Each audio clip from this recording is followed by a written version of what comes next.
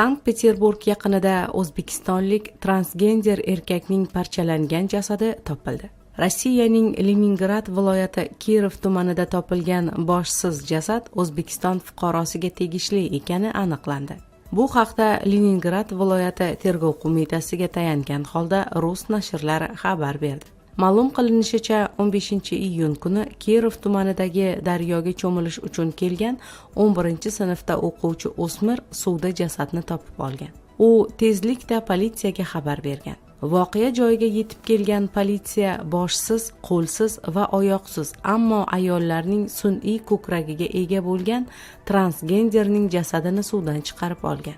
Ekspertiza natijasida jasadning oyoqlari arra bilan kesib tashlangani aniqlangan. Murdaning qo'llari esa ko'krak tomonidan sindirilgan va hech qanday vositalarsiz tanadan yulib olingan.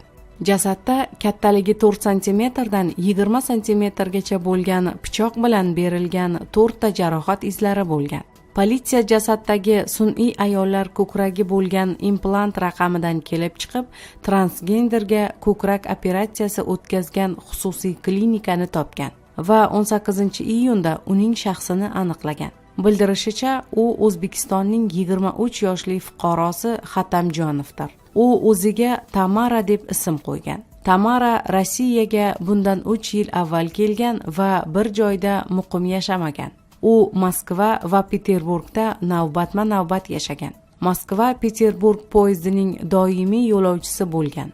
Ekspertiza shuningdek Tamara kamida 3 oy avval o'ldirilganini ham aniqlagan. Mazkur hodisa yuzasidan jinoyat ishi ochilib, tergov-qidiruv harakatlari olib borilmoqda.